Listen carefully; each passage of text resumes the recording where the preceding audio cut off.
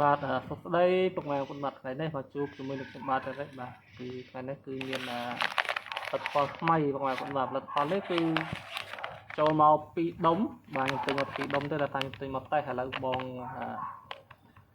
នៅខាងពោះពៅបាទរលឹកយ៉ាងឃើញបងប្រុសជាស្រ័យបាទបងខាងពោះពៅគាត់យកមកដុំហើយបាទតម្លៃសមរម្យហើយអាពេលនេះគឺចែកសាប់ចែកសង់ពុកម៉ែបងប្អូនបាទសាប់100សង់50សរុបទៅ200វ៉ាត់ណាពុកម៉ែបងប្អូនបាទហើយប្រើ IC TPA 3116D2 យើងគិត IC ដែលល្អហើយវាអាចវាយបានត្រឹមតែ4អូមឡើងលើទេពុកម៉ែបងប្អូនបាទដោយសារតម្លៃវាទូថ្លៃបាទ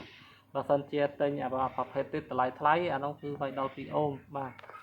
ពុកម៉ែបងប្អូនទិញអីវ៉ាន់ពីខ្ញុំទៅគឺអត់អីទេខ្ញុំប្រាប់ច្បាស់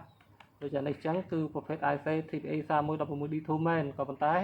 ដោយសារតម្លៃវាធូរថ្លៃអញ្ចឹងវិស្វករឬក៏ដូចជាជាងខាងគេហ្នឹងគឺគេរៀបលបាក់ឲ្យវាសមតាមតម្លៃអញ្ចឹងបងប្អូនបាទអញ្ចឹងវាយបានត្រឹម4អូមឡើងលើហើយចំណែកអា2អូមនោះតម្លៃវាថ្លៃបាទតម្លៃវាថ្លៃប៉ុណ្ណេះយើងទិញអត់បានទេដោយសារអីបើគេរៀបឲ្យវាយ2អូមបានគេអាចប្រើគ្រឿងល្អឬគេអាចថែមវាយដែលវាធ្វើឲ្យវាយ2អូមបានអញ្ចឹងបងប្អូនបាទអញ្ចឹងបងប្អូនកុំច្រឡំថាឲ្យទៅជាប្រភេទ IC TPA 3116D2 គឺអាចវាយបាន2អូមអត់ទេបងប្អូនបាទគឺអាស្រ័យទៅលើវិស្វករក៏ដូចជារោងចក្រគេរៀបឲ្យបាទគេរៀបឲ្យថាវាយ2អូមបានឬក៏វាយអត់បានទេអញ្ចឹងពុកម៉ែបងប្អូនទិញពីខ្ញុំទៅគឺខ្ញុំប្រាប់ច្បាស់អញ្ចឹងបើពុកម៉ែបងប្អូនទៅវាយ2អូមវាមានហានិភ័យអញ្ចឹងបងប្អូនបាទហើយអានេះគឺប្រភេទ IC 2គ្រាប់នេះ IC 2គ្រាប់អានេះពេលយើងបិទទៅគឺវាលឺតែសាប់ទេពេលយើងបើកទៅលឺទាំងអស់អានេះគឺ volume room បាទ volume វា3អញ្ចឹងបងប្អូនបាទអត់មាន Bluetooth ទេបាទកុំយកច្រឡំថាមាន Bluetooth គឺអត់មាន Bluetooth ទេមានរត់អុកបាទនេះរត់អុកទៅនៅកណាទេបាទនេះក៏នេះនៅនេះបងប្អូនបាទនៅនេះចឹងហើយវាមានរន់ដោតចូលដូចរន់ទូរស័ព្ទយើងបងប្អូន 3.5 លីហ្នឹងឬក៏ហៅថារន់ AUX ឬក៏ហៅថារន់អុកហ្នឹងហើយយើងអាចយកទៅដាក់ជាមួយនឹង Bluetooth ជាមួយនឹងអីបានបងប្អូនវាមិនមែនជាការពិបាកទេសម្រាប់ការផ្សារភ្ជាប់គ្នានោះបាទអត់ពិបាកទេតម្លៃសមរម្យបាទតម្លៃសមរម្យវានៅតែមកផ្ទាំងទេមានចំណាប់អារម្មណ៍នេះអាចទៅមកលឿនបងប្អូនដល់ថាអីអានេះដូចជាស្មើជាមួយនឹង X TB21 បាទស្មើ TB21 តែតម្លៃវាដល់ TB21 ទេហើយIC វាប្រើល្អជាងទៀតបងប្អូនបាទ chip តូចនិយាយជាមួយ chip តូចវាប្រើល្អជាងតែបើ chip ធំវាប្រើ chip ដូចគ្នាអញ្ចឹងបងប្អូនបាទហើយខ្ញុំបាទឥឡូវនេះក៏មានមិនឥឡូវទេបងប្អូនខ្លះ 500 វ៉ាត់ចាប់ដើមចូល stop ហើយបាទគឺចូល stop កាលពីម្សិលមិញហើយក៏លក់ដាច់ហាដែរដោយសារមានម៉ូយចាំអញ្ចឹងបងប្អូនបាទខ្លះ 500 វ៉ាត់នេះគឺដាច់មែនតើបាទខ្ញុំយកមកច្រើនគួរសមតែឥឡូវដូចជាអស់ចិត្តកដាលហើយមានតម្រូវត្រូវការអាចរស់រានបាទខ្លះ 500 វ៉ាត់របស់ខ្ញុំគឺអាចប្រើបានចាប់ពី20 ឡើងទៅភ្លើងបាទភ្លើងអញ្ចឹងពុកម៉ែបងប្អូនមានភ្លើង20 អាចកែវាបាទកែវាទៅជា40 គឺអាចប្រើបាន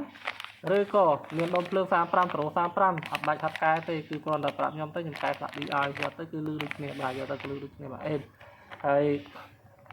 ពុកម៉ែបងប្អូនថាបើទិញពីបងផ្សេងទៅលឺទេអត់លឺទេបងប្អូនបាទ35ដាក់ទៅលឺអត់ច្បាស់ទេរ៉េបាទអញ្ចឹងទិញពីបងណាក៏ដោយសំខាន់គាត់កែឲ្យអត់បាទគាត់កែឲ្យអត់អានេះភ្លើងត្រូវស្តង់ដាររបស់វាគឺ55បុកដកដល់75វ៉ុលបុកដកអញ្ចឹងបើភ្លើងដល់កម្រិតហ្នឹងទេគឺវាលឺអត់ច្បាស់មានន័យថាត្រឹម40ជាងត្រឹម35អីវាលឺរ៉េទេបាទបើ40ជាងវាលឺរឿងច្បាស់ប៉ុន្តែវាបើកទៅដាច់អញ្ចឹងបងប្អូនបាទហើយនេះខ្ញុំជម្រាបដល់បងនៅខាងឧត្តរមានជ័យបាទគ្រឿងរបស់បងមកដល់ហើយបាទនេះគឺជាដុំភ្លើងខ្ញុំទិញយកមកកែអាំព្លីបងជាមួយនឹង Eco របស់ខ្ញុំហ្នឹងបាទដែលបងកំងហ្នឹងឥឡូវមកដល់ហើយបងជាស្រ័យចាំយូរ10ថ្ងៃជាងបងប្អូនបាទហើយសម្រាប់ពុកម៉ែបងប្អូនមានបំណងចង់រៀបខ្លះឌីជាមួយនឹង Eco ជាមួយនឹងស្បក Eco ក៏បានឬក៏ពុកម៉ែបងប្អូនមាន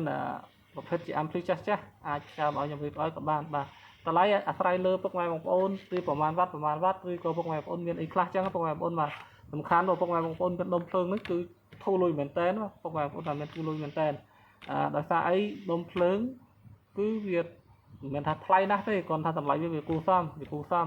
បើធៀបជាមួយនឹងផាតដតីដុំភ្លើងហើយនឹងប្រភេទ ampli ហ្នឹងគឺ វាថ្លៃប្រហាក់ប្រហែលគ្នាបាទប្រហាក់ប្រហែលគ្នាអញ្ចឹងពុកម៉ែបងប្អូនមានដុំភ្លើងគឺចំណាយលុយតែពាក់កណ្ដាលទៀតគឺអូខេហើយបើសិនជាមានបត់មានអីទៀតគឺអេបាទអេដូចអានេះអីរបស់អានេះអីតម្លៃវាជិត 100000 ដែរពុកម៉ែបងប្អូនបាទដុំភ្លើងតម្លៃជិត 100000 ដែរអញ្ចឹង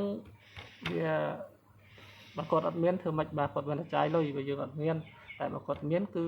គាត់ផ្ញើមកខ្ញុំចាប់បញ្ចូលតែផ្នែកអំភ្លឺចូលគឺអូខេបាទអូខេអញ្ចឹងគាត់អត់មានគាត់ចាយលុយរឿងច្រើនបាទអញ្ចឹងវីដេអូថ្ងៃនេះមិនមានអីច្រើនទេបាទមិនចំណាប់អារម្មណ៍អីអាចទៅមកខ្ញុំបានតាមរយៈលេខទូរស័ព្ទ0978432724 ហើយទូរស័ព្ទទាំង3ខ្សែគឺមាន Telegram ទាំង3បងប្អូនអរគុណជម្រាបលា